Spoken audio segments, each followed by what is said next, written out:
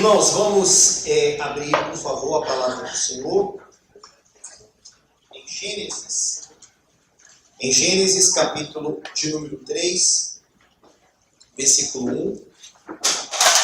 Nós vamos dar continuidade na série que nós estamos fazendo do Antigo Testamento, do panorama do Pentateuco e de alguns outros livros que, se Deus quiser, nós vamos adentrar também.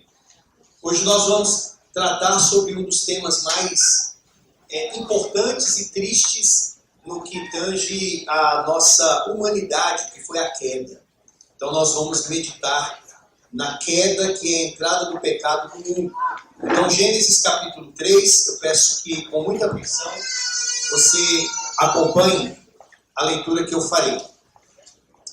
Mas a serpente, mais sagaz que todos os animais selváticos que o Senhor Deus tinha feito, disse à mulher: é assim que Deus disse, não comereis de toda a árvore do jardim?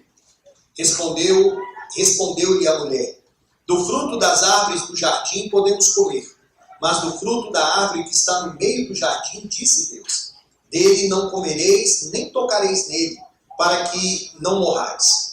Então a serpente disse à mulher: é certo que não morrereis, porque Deus sabe que no dia em que dele comerdes, se vos abrirão os olhos, e como Deus sereis conhecedores do bem e do mal.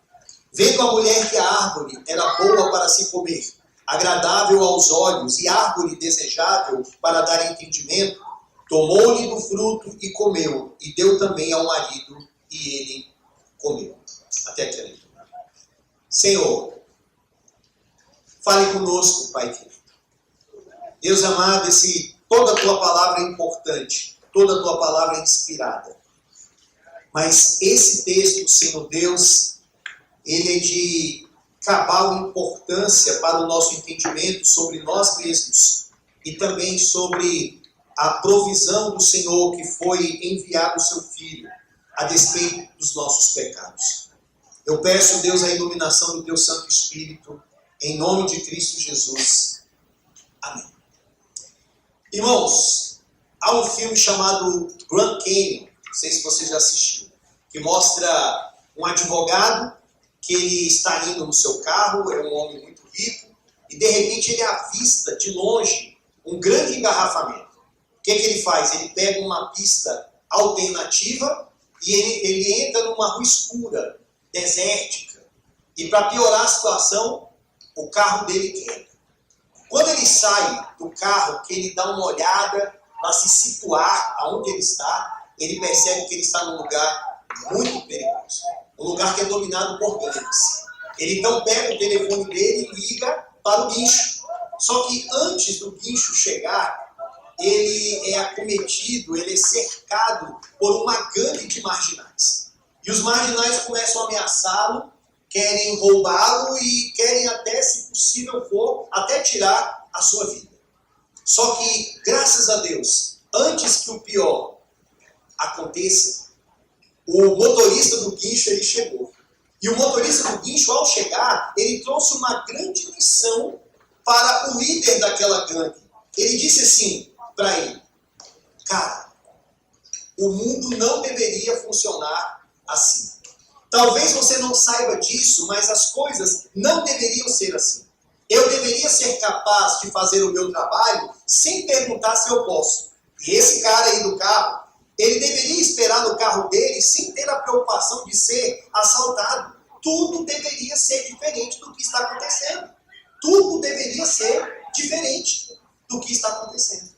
Irmãos, a tese deste motorista do guincho é uma tese automaticamente ou primariamente bíblica.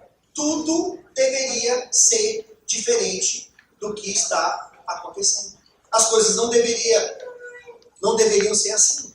Não deveria haver tantas maldades, mentiras, roubos, furtos, assassinatos, invejas, calúnias, estupros, pedofilias, bizarrices sexuais, libertinagens, divórcios, brigas, adultérios, maus pensamentos. Não deveria ocorrer depressão, ansiedade, síndrome do pânico, bipolaridade ou qualquer tipo de transtorno emocional. As coisas não deveriam ser assim. E por que as coisas são desse jeito?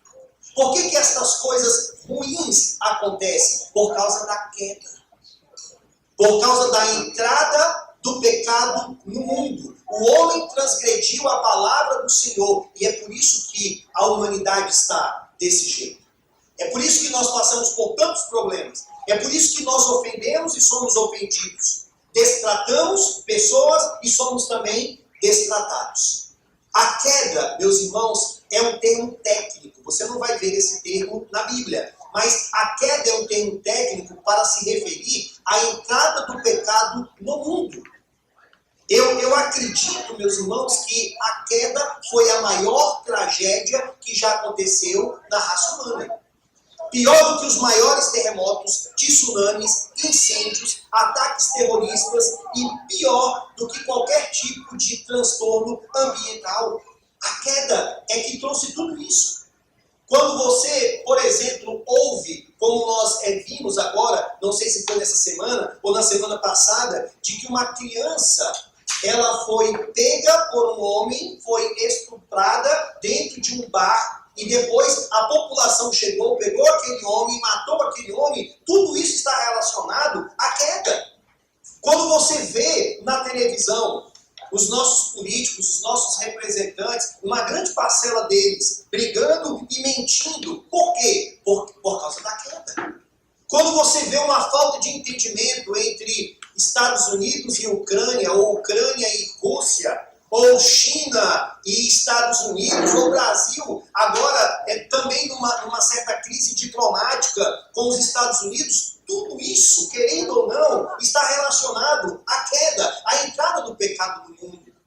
Por que muitos ministros do Evangelho caem, se desviam, apostatam da fé? Por que muitos ministros do Evangelho têm construído castelos, simplesmente lugares para que eles se beneficiem do dinheiro do povo e fiquem ricos, simplesmente às custas dos dízimos da congregação, por causa da entrada do pecado?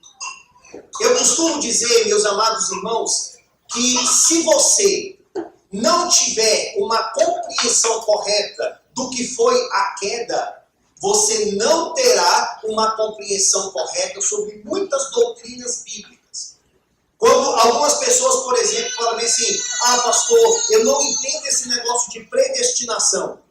Eu não aceito isso. Ou eu não aceito dizer que o homem está morto em seus delitos e pecados e que o seu arbítrio também foi afetado. O problema não está na má compreensão dessas doutrinas. O problema está em você não entender o que foi a queda. Se você não entender o que foi a queda, você vai continuar com esse tipo de pensamento errôneo. Que o homem está doente, que o homem pode fazer, que o homem pode responder. Mas a queda vai nos mostrar que, na verdade, o homem morreu espiritualmente. O homem foi expulso do jardim. O homem perdeu a comunhão com o Senhor. E se Deus não intervir, o homem vai continuar daquele jeito, e daquele jeito ele vai para o inferno. Então, esse texto, meus amados irmãos, é um texto muito importante. Eu concordo com o reverendo Augusto Nicodemos quando ele diz que provavelmente é o texto mais importante da Bíblia. É Gênesis capítulo de número 3.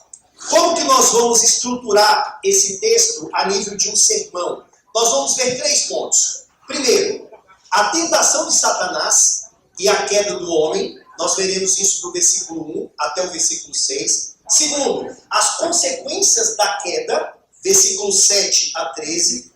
E, em terceiro lugar, o juízo e a graça de Deus em relação à queda, versículo 14 até o versículo de número 24. Então, em primeiro lugar, vejamos a tentação de Satanás e a queda do homem, ou a queda da humanidade, devido a esta tentação deste ser. Então, olhe para o versículo de número 1. Com a sua Bíblia aberta, o texto nos diz assim: mas a serpente, mais sagaz que todos os animais selváticos que o Senhor Deus tinha feito, disse à mulher. É assim que Deus disse: não comereis de toda árvore do jardim? Percebam que o texto ele começa com um mas adversativo. Esse mas é usado aqui pelo autor deste livro, que é Moisés, para contrastar com o que foi dito no capítulo 2, versículo de número 25. Olhe para o versículo 25 do capítulo 2. Ora, um e outro, o homem e sua mulher, estavam nus e não se envergonhavam. Aí vem o mas, do capítulo 3. O mas, ele vai demonstrar para nós que houve uma ruptura entre a criação original, entre o lugar bom no qual eles se encontravam, o homem perfeito, criado por um Deus perfeito, estava em um lugar perfeito e tinha uma comunhão perfeita com Deus. Tudo isso se perdeu. Tudo isso se rompeu. Por isso que ele coloca o mas agora no versículo de número 3, mostrando que as coisas a partir do capítulo 3 não são como outrora. Não é mais aquela delícia, não é mais aquele prazer. Agora o homem está caído. E o texto bíblico, ele vai apresentar como um processo dessa queda, dessa separação do homem de Deus, vai apresentar uma serpente. Olha aí para o versículo 1. Mas a serpente. O que foi a serpente? O que era a serpente? A serpente era uma criatura de Deus. O texto diz que esta serpente era mais sagaz que todos os animais selváticos que o Senhor Deus tinha feito. Quando o texto fala que era mais sagaz, quer dizer que era o animal mais astuto e o animal mais esperto de todos. Não quer dizer que era um ser racional, mas quer dizer que era o ser mais chamativo de todos ali, de todos da criação dos animais. Mas é interessante, meus irmãos, que este ser, inicialmente, ele não rastejava como as cobras que nós vemos hoje.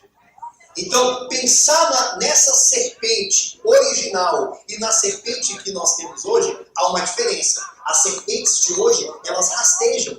E, biblicamente, esta serpente, inicialmente, ela não rastejava. Provavelmente, ela ficava de forma ereta.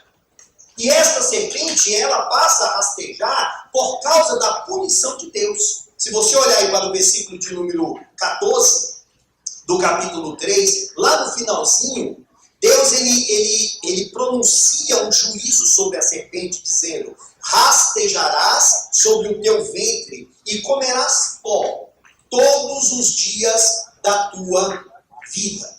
Então, ela passou a rastejar como uma punição de Deus. Mas inicialmente ela não era assim. Mas o que me chama a atenção aqui, e certamente deve ter chamado a atenção de muitas pessoas, é que esta serpente, ela começa a falar. Ela começa a dialogar com a mulher. E aqui, meus irmãos, certamente, nós não estamos mais agora pensando em simplesmente um animal, porque serpente não fala. Animal não conversa.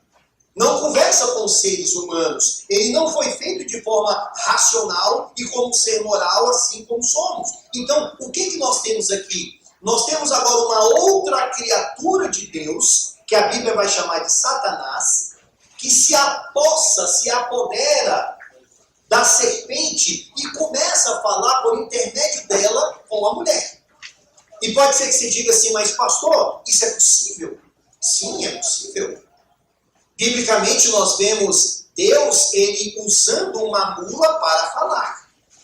Nós vemos também no Novo Testamento uma legião de demônios que foram lançados dentro de porcos. Então, não é impossível isso acontecer. O que a gente não pode conceber a ideia é de que este ser, esta serpente ou o diabo, ele era um ser autônomo. Não, ele fez isso por uma vontade permissiva do Senhor. Deus deixou que a serpente entrasse naquela mulher. Sabe o que ficou melhor? Que entrasse naquela serpente. Sabe o que eu vejo aqui, meus irmãos? Que o Novo Testamento, ele lança luz sobre estas coisas do Antigo Testamento. Ou seja, como que nós vamos entender e afirmar que a serpente era um ser que estava se apossando dela? À luz do Novo. O Novo Testamento, por exemplo, em Apocalipse, capítulo 20, versículo 1 e 2, vai dizer que essa serpente era o dragão, que era o diabo, que também é chamado de Satanás, que Deus o prendeu. Apocalipse 12 diz isso. João 8,44, Jesus fala que a serpente era o diabo, o pai da mentira. O apóstolo Paulo, escrevendo à igreja de Corinto, no capítulo 11, vai dizer que ele era o enganador. Então, é à luz do Novo Testamento que eu tenho uma noção clara de quem era aquela serpente.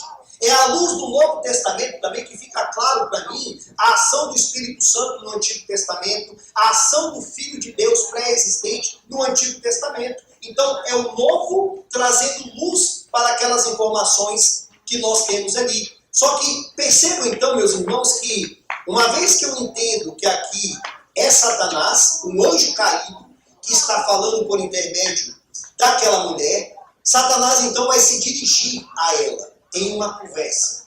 Olha para o versículo 1, diz assim: é assim que Deus disse, não comereis de toda árvore do jardim?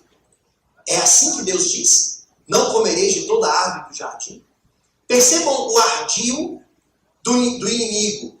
Enquanto Deus, em primeiro lugar, sempre se dirigiu primeiramente ao homem como o líder do pacto, Satanás despreza o homem.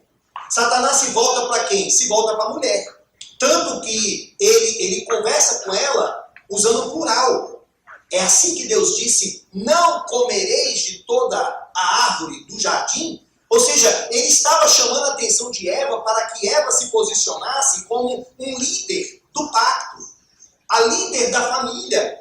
E ela, infelizmente, ela vai responder como se estivesse representando o seu esposo. Ela disse, não comereis de toda a árvore do jardim. Veja, não comereis. Ela está falando no plural. Está se colocando como um representante nesse diálogo com o diabo. Irmão, sabe o que o diabo estava fazendo aqui? Que eu quero que você preste muita atenção. O diabo, sorrateiramente, ele vai começar a conversar com Eva com o intuito de entrar na mente dela. O objetivo do diabo nesse diálogo aqui não é um diálogo de uma pessoa que tem prazer em conhecer a palavra de Deus, mas é o intuito de distorcer, deturpar, colocar em dúvidas a palavra do Senhor. Observe que a primeira coisa que ele fala é assim que Deus disse. Em outras traduções, foi isto mesmo que Deus disse, Eva? Deus realmente disse isso? Ele estava tentando colocar dúvidas na mente daquela mulher, assim como o diabo tentou colocar dúvidas na mente de Cristo quando ele foi tentado lá no deserto. E Jesus não caiu na lábia dele, mas a mulher, infelizmente, ela deu brecha. Há um autor chamado Wayne Mack, que ele fala que Satanás tem uma estratégia de 6 Ds. 6 Ds. Quais são os 6 Ds? Tudo aqui no capítulo 3. Duvidar, desvalorizar, distorcer, denegar, denunciar e desconfiar. Era isso que ele estava colocando na mente de Eva. Eva, duvide da palavra de Deus. Desvalorize a palavra de Deus. Distorça a palavra de Deus. Denegue a palavra. Denuncie a palavra. Desconfie da palavra. E Eva, aos poucos, ela foi dando ouvido a Satanás e foi caindo na lábia dele. Olha a resposta. A resposta que Eva dá no versículo de número 2. Respondeu-lhe a mulher, do fruto das árvores do jardim podemos comer, mas do fruto da árvore que está no meio do jardim, disse Deus, dele não comereis, nem tocareis nele, para que não morrais. Algumas coisas a gente já percebe que o veneno da serpente já estava começando a fazer efeito na mente de Eva. Primeiro, de certa maneira, ela despreza a provisão de Deus, a bondade do Senhor. Quando ela respondeu assim, do fruto das árvores do jardim podemos comer, o correto seria ela citar o que está escrito no capítulo de número 2, versículo 16. De toda a árvore do jardim comerás livremente. Deus deu uma ênfase sobre a sua bondade, sobre a sua graça, mas Eva, de certa maneira, ela indo na lábia do diabo, ela privou algumas informações. E uma outra coisa é que Eva agora, ela começou a se colocar como sendo um juiz daquilo que Deus disse. Por quê? Deus falou que eles não poderiam comer, mas Deus não falou bem assim, vocês não podem tocar neste fruto. E Eva acrescentou algo. Ela modificou a palavra de Deus acrescentando, nem tocareis nele. Mas do fruto da árvore que está no meio do jardim, disse Deus, dele não comereis, nem tocareis nele, para que não morrais. Deus não falou isso. Então ela desprezou a bondade de Deus, modificando a palavra. Ela acrescentou algo de forma legalista. Ela acrescentou a palavra, nem tocareis nele. E o diabo, aos poucos, estava entrando na mente de Eva. E no verso 4 diz, então, a serpente disse à mulher, é certo que não morrereis. Deus falou que você vai morrer, que no dia que você comer desse fruto. Isso é mentira, Eva. Não acredite nisso. Ou seja, o diabo estava se colocando como sendo a verdade, como sendo o padrão. Olha o versículo 5. Porque Deus sabe que no dia em que dele comerdes, se vos abrirão os olhos, e como Deus sereis conhecedores do bem e do mal. Olha a flecha atingindo o coração de Eva. Eva, Deus está omitindo algo para você. Você pode comer sim. No dia que você comer, você vai ser igual a ele. Você não vai ser mais uma criatura dependente de Deus. Agora você vai ser o Deus. Você e o seu esposo. E aí vem, meus irmãos, então, o desfecho de tudo isso. Olhe para o versículo 6. Vendo a mulher que a árvore era boa para se comer, agradável aos olhos, e árvore desejável para dar entendimento, tomou-lhe do fruto e comeu, e deu também ao marido, e ele comeu. E aqui o homem caiu. E aqui arruinou-se eles e toda a humanidade, porque nós fomos representados por ele. Há uma tradução, para vocês não pensarem que a grande culpada só a mulher e o homem não teve nada a ver com isso. As melhores traduções bíblicas colocam o seguinte, depois deu ao marido que estava com ela e ele também comeu. Muitos hebraístas vão entender o seguinte, o homem estava junto com ela e não exerceu o papel de homem, de representante. Ele deveria ter chamado a atenção em amor à sua esposa. Ele deveria ter punido a serpente como um vice-gerente de Deus na terra, como um rei que Deus colocou ele para ser nessa terra. Mas ele foi omisso. Irmãos, sabe o que eu vejo aqui? O passo a passo do pecado. Que não somente aconteceu com Eva e com Adão, mas também em todos os momentos quando nós nos afastamos da presença do Senhor. A pessoa vê, deseja, toma e come. Se aposta. Vocês lembram de Acã?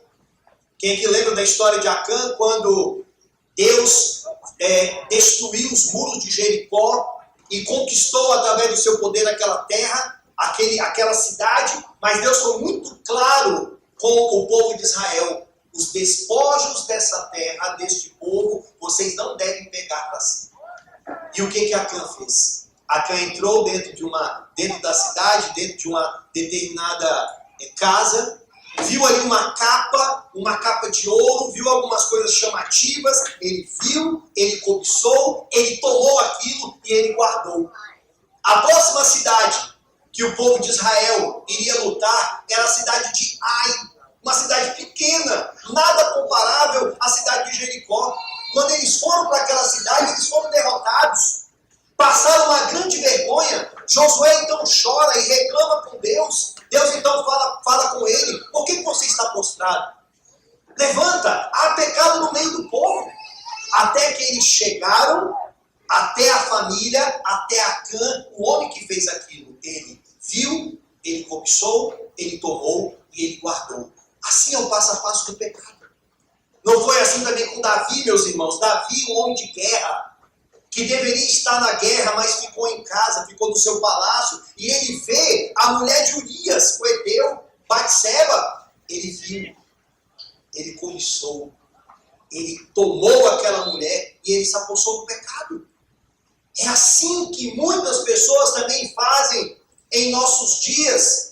Vê o pecado, cobiça o pecado, toma o pecado, guarda o pecado e não confessa o pecado. Por isso que vive uma vida triste, pálida, raquítica, espiritualmente, porque há pecado no meio de vós. O pecado faz toda a diferença, meu irmão. É aqui, meus amados irmãos, que eles, Adão e Eva, se tornaram mortos em seus delitos e pecados. É aqui que eles se tornaram culpados e corruptos. E automaticamente todos nós também já nascemos assim. Sabe por que o seu filho mais lindo, o seu filho extremamente saudável, ele já mente, ele já bate, e você tem que ensinar ele a fazer o contrário, porque ele descende de um cabeça que pecou, e toda a humanidade está em pecado por causa dele. Nós nascemos já, meus irmãos, tanto culpados quanto corruptos. Foi aqui que eles quebraram o pacto com Deus.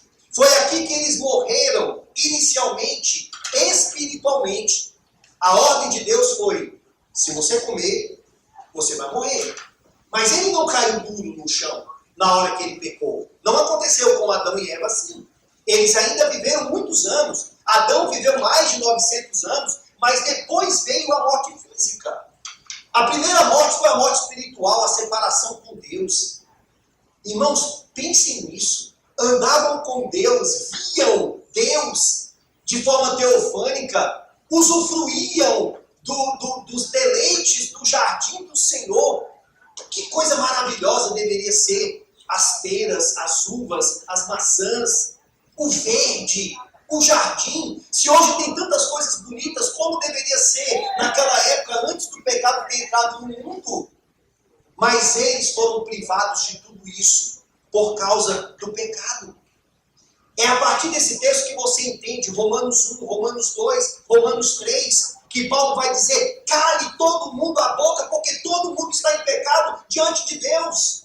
Todos pecados e destituídos estão da glória de Deus. É a partir de Gênesis 3 que você vai compreender Efésios capítulo 2, que diz que nós estávamos mortos em nossos delitos e pecados. É a partir de Gênesis 3 que você vai entender o seguinte: por que João disse: ninguém poderá vir a mim se o Pai que me enviou não o trouxer? Por quê? Por que o pecador não pode ir por conta dele mesmo até o Senhor? Por que Deus tem que trazê-lo? Porque ele está morto. Porque o pecado de Adão atingiu ele. Se não é Cristo na vida do pecador, o pecador ele vai com seus próprios passos para o inferno. Gênesis 3, meus amados irmãos, é algo muito sério. Aqui se cumpre, ou melhor, a tese do motorista do guincho está embasada dentro desse texto. Não era para ser assim. Não era para ser desse jeito. Não era para aquela menina ter passado por aquilo. Não era para ter ocorrido aquele acidente daquela maneira, com dois homens brigando no meio da rua e um esfaqueia o outro. Por quê? Porque o pecado entrou no mundo. E porque eles estão envenenados por causa do pecado. Agora, em segundo lugar, João vai mostrar, ou melhor, Moisés vai mostrar para nós as consequências da queda. Eu quero que você contraste na sua mente Gênesis 1 e 2, o paraíso, as coisas perfeitas, e Gênesis 3, por que o mundo está do jeito que está. Olhe para o verso 7. Abriram-se então. Abriram-se então. Esse então está pressupondo o que foi falado antes. O homem caiu, a mulher caiu. E o que aconteceu? Abriram-se então os olhos de ambos. E perceberam que estavam nus. Coseram, que significa costuraram, folhas de figueira e fizeram cintas para si. Sabe qual é a primeira evidência do pecado, da queda? É a autorredenção. Kuyper chamava isso aqui de uma autorredenção. E Lutero chamava de teologia da glória. Teologia da glória é quando o homem tenta fazer coisas para chegar até Deus pelos seus próprios méritos, seus próprios esforços.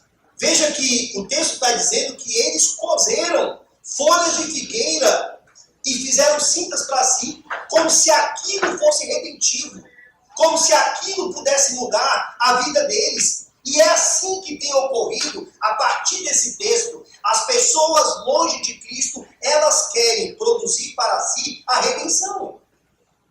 Toda a igreja, meus irmãos, a maioria esmagadora das religiões, com exceção do cristianismo, elas vão ensinar uma salvação por obras. O homem faz alguma coisa. É pelos méritos humanos. Você pega o catolicismo romano. Todo o catolicismo romano está baseado no mérito humano, nos sacramentos, naquilo que o homem faz, nas atitudes dos homens.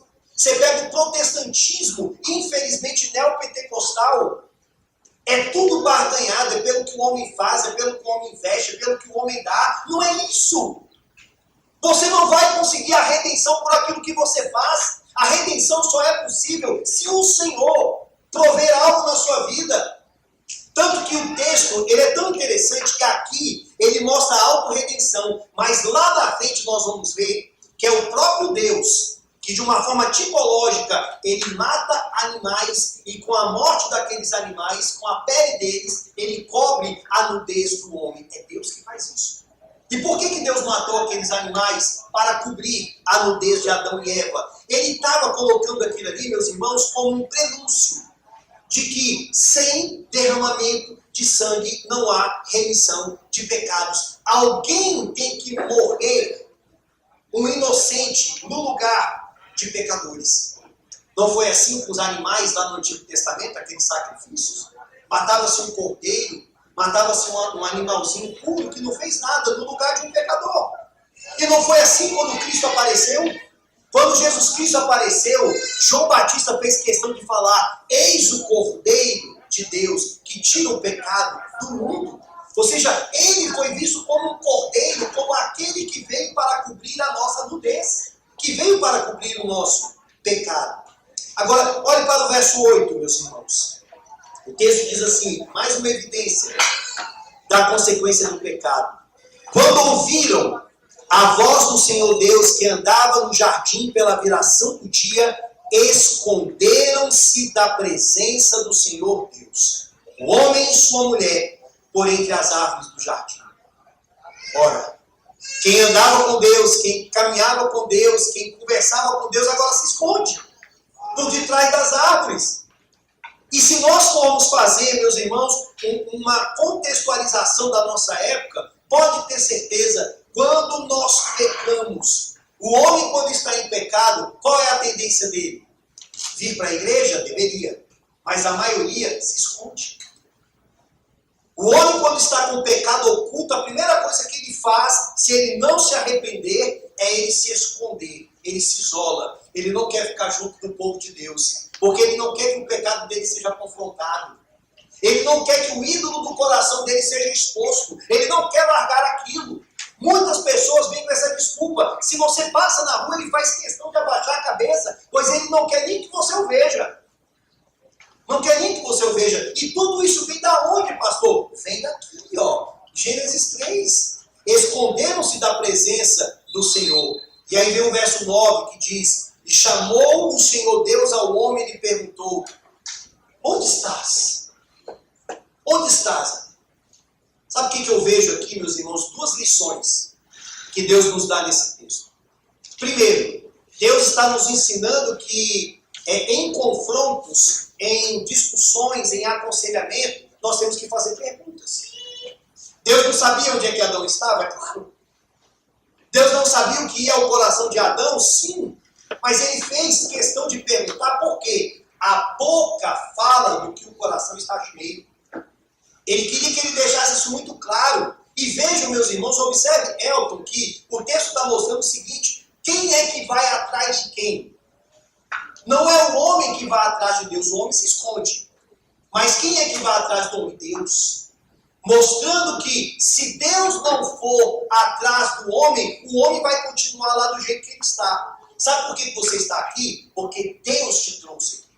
Sabe por que você se tornou um cristão? Porque Deus produziu isso em você. Senão, você continuaria morto em seus delitos e pecados. Agora, pasmem com o versículo de número 11 e 12. Perguntou-lhe Deus, ou melhor, 10. Ele respondeu diante do chamado de Deus: ouvi a tua voz no jardim, e porque estava nu, tive medo e me escondi. Tem a ver com o pecado. A queda traz medo. A queda faz com que a pessoa se esconda. Versículo 11. Perguntou-lhe Deus: quem te fez saber que estavas nu? Comeste da árvore que te ordenei que não comesses? Então disse o homem: a mulher que me deste por esposa, ela me deu da árvore e eu comi. Disse o Senhor Deus à mulher: que é isso que fizeste? Respondeu a mulher: a serpente me enganou e eu comi. Veja o passo a passo do pecado. Ninguém assume a culpa. Adão foi um frouxo, não foi homem, de verdade. O que ele deveria ter feito ali? Senhor, eu pequei. Lembra de Davi, quando Davi pecou e escreveu pelo Espírito o Salmo 51? Pequei contra ti somente fiz o que é mal. Eu pequei, Senhor. Pelo que tu serás justo no teu falar e no teu realizar. Mas Adão aqui, ele joga a culpa na mulher. Senhor, a mulher que tu me deste.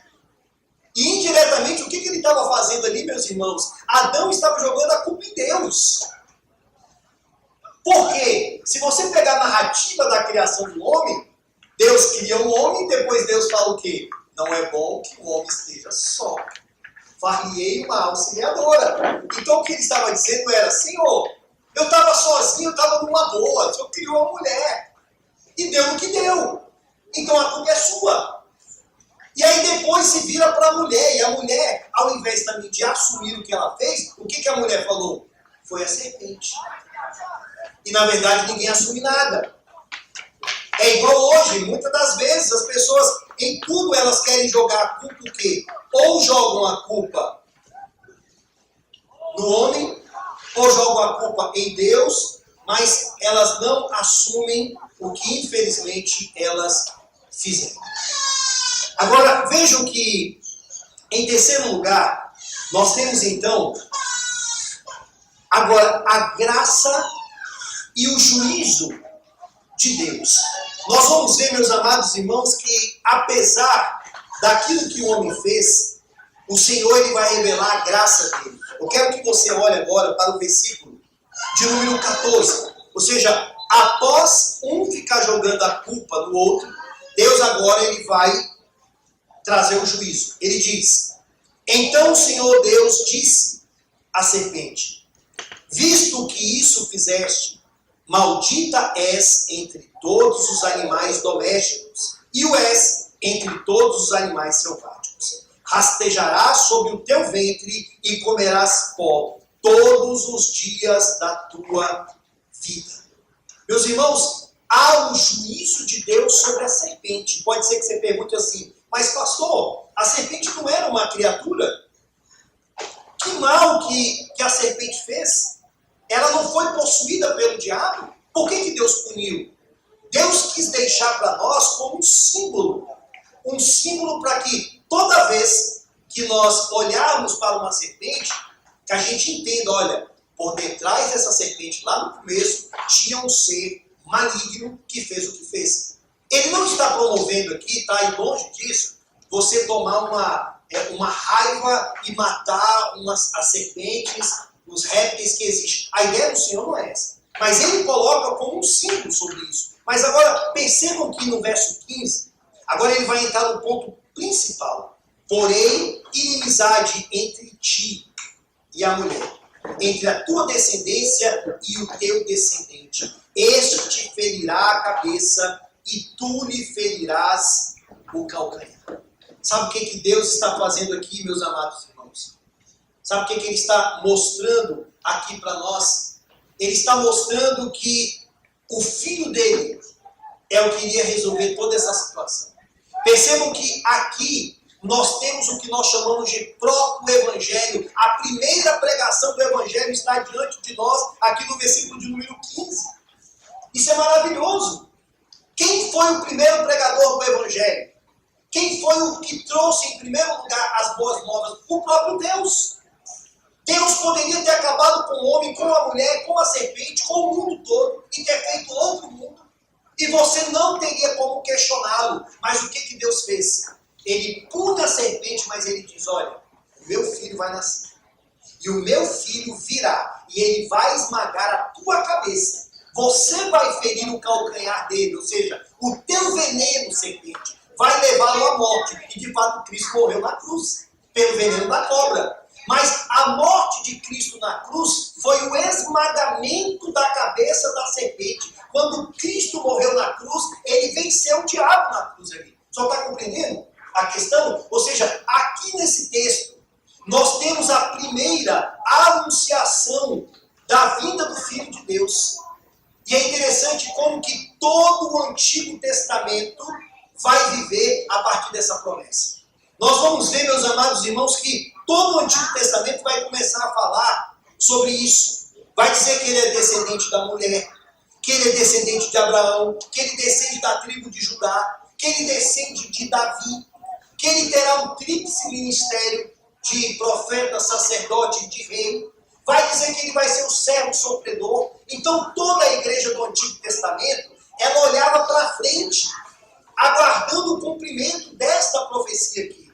Eu quero que você olhe para o capítulo 4, só para você ter uma noção do que eu estou falando. O texto diz assim, versículo 1. Coabitou o homem com Eva, sua mulher, e esta concebeu e deu à luz a Caim. Então disse, adquiri um varão com o auxílio do Senhor. No texto em hebraico, o entendimento é adquirir o varão com o auxílio do Senhor. O entendimento dela é que supostamente ela estaria dando à luz ao cumprimento de Gênesis 3,15. Por quê? Porque todas as mulheres do povo de Deus naquele período, elas tinham essa esperança. Será que eu vou dar à luz a esse menino, ao Messias? Mas só que não era para essa época. Quem é que deu à luz? Maria, a Virgem. Que nós vamos ver até no sermão de hoje à noite. Eu fico maravilhado por isso. Como que as coisas batem. Você está pregando num texto de manhã, você está, presta atenção, eu estou pregando no texto de manhã, estou falando de uma profecia inicial. E no texto da noite, nós vamos ver essa profecia aqui se cumprindo. O Messias prometido em Gênesis 3,15, agora ele vindo por intermédio de uma virgem. Meus irmãos, sabe o que eu vejo nisso aqui? Misericórdia de Deus. Misericórdia. Mais uma vez, eu repito, Deus poderia ter acabado com todos eles. Mas o que Deus fez? Pregou o Evangelho. Eu vou resolver essa situação que vocês se meteram. Então, primeira coisa, nós temos o juízo sobre a serpente, mas agora ele mostra também mais dois juízos. Ele vai mostrar o juízo sobre a mulher e o juízo sobre o homem. O juízo sobre a mulher está no versículo de número 16, que ele diz assim, e a mulher disse, multiplicarei sobremodo os sofrimentos da tua gravidez. Em meio de dores dará à luz filhos. O teu desejo será para o teu marido, e ele te governará. As mamães, por que sentem dores? 2 filhos, 3 filhos, bênção, mas vem com dor. Porque isso veio como um juízo de Deus. Mas isso também, meus irmãos, se a gente se prender só no juízo, a gente deixa escapar algo que é muito importante, que é a graça de Deus. Apesar das dores que vocês sentem no momento do parto, vocês ainda podem ser mães. Isso é graça do Senhor. Deus não fechou a madre de todas as mulheres, apesar de tantas dores e de tantos sofrimentos, vocês ainda podem ser mãe. Isso é bênção.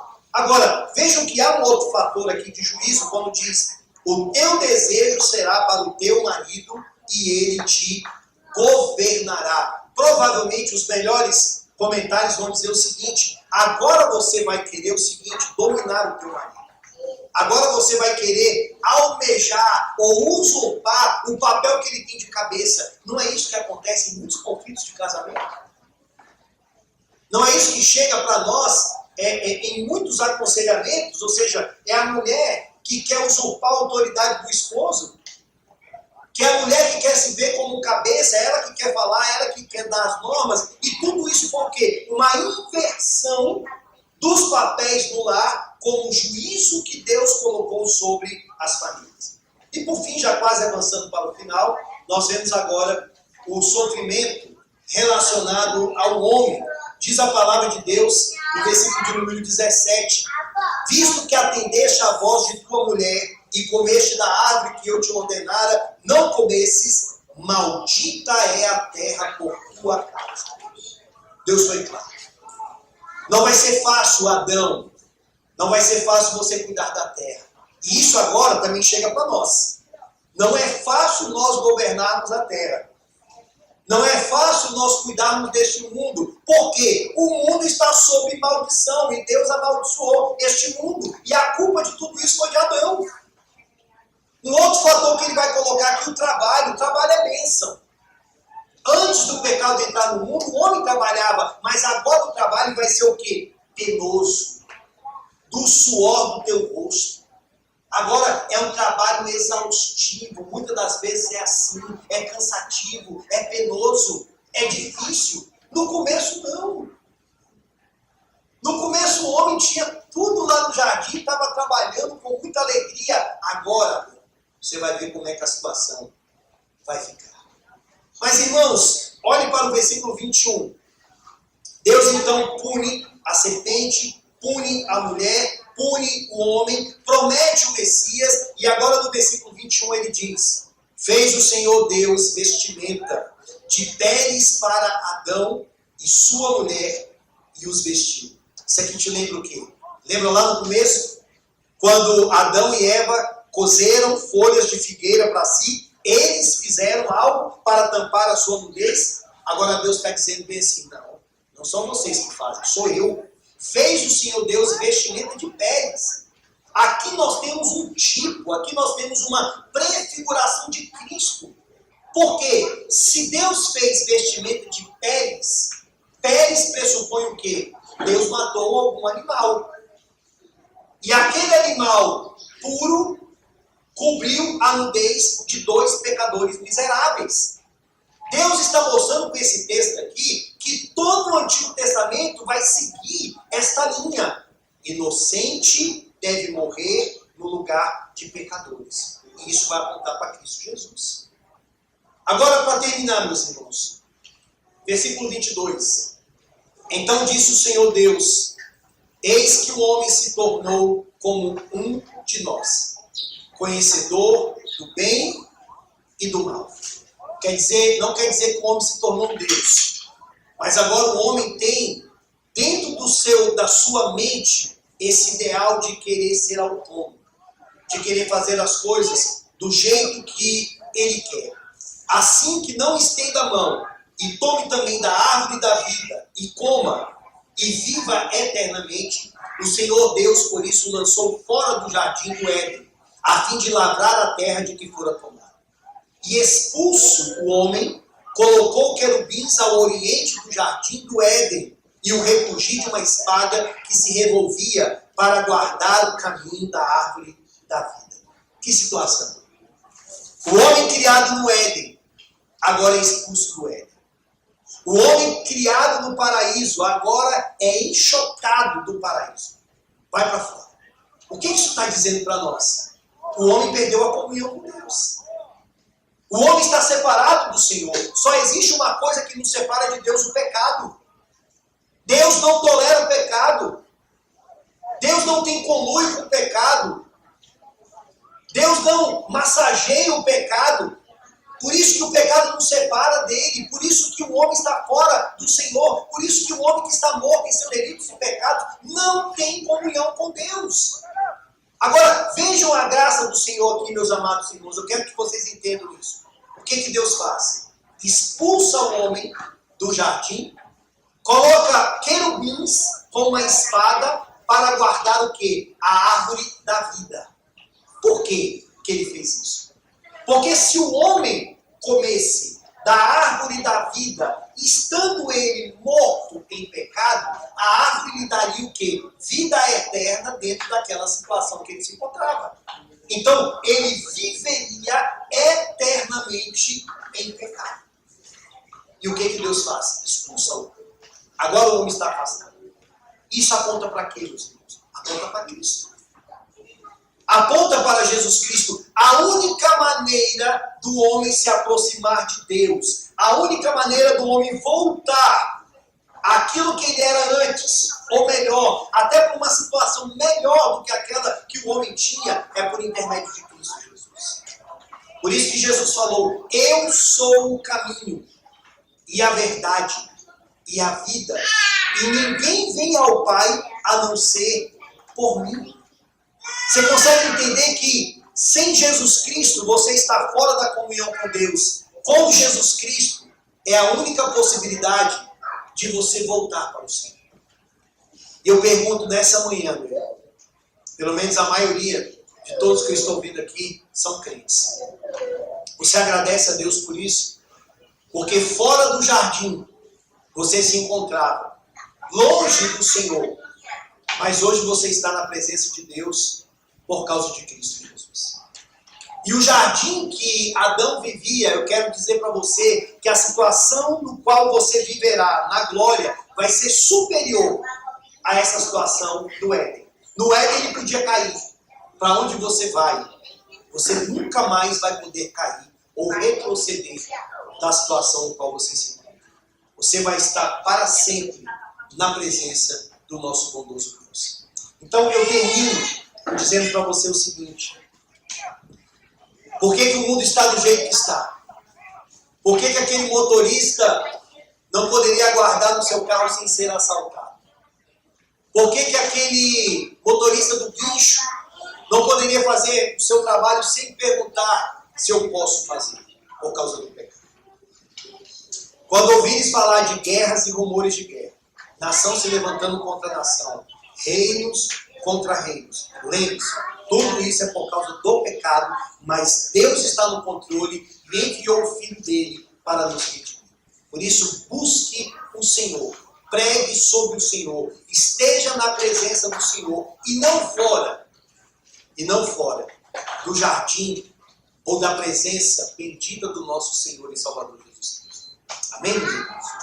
Vamos orar. Querido Deus, oh Deus amado, obrigado, Senhor, pela Tua palavra que nos mostra como o mundo é, como as coisas são. A criação maravilhosa do Senhor, mas a queda do homem pelo seu arbítrio. Deus querido, redima, Pai amado, os Teus eleitos, eu sei que o Senhor fará isso. Use-nos para proclamarmos o Teu Evangelho. Use-nos para mostrarmos para as pessoas que esta solidão, essa depressão, essa ansiedade, essa luta interna, há uma causa. O pecado entrou no mundo, mas há uma solução: o Senhor e Salvador Jesus Cristo. Eu peço isso, Deus amado, que a Tua igreja possa ver o mundo pelas lentes da Tua palavra. Em nome de Cristo Jesus. Amém.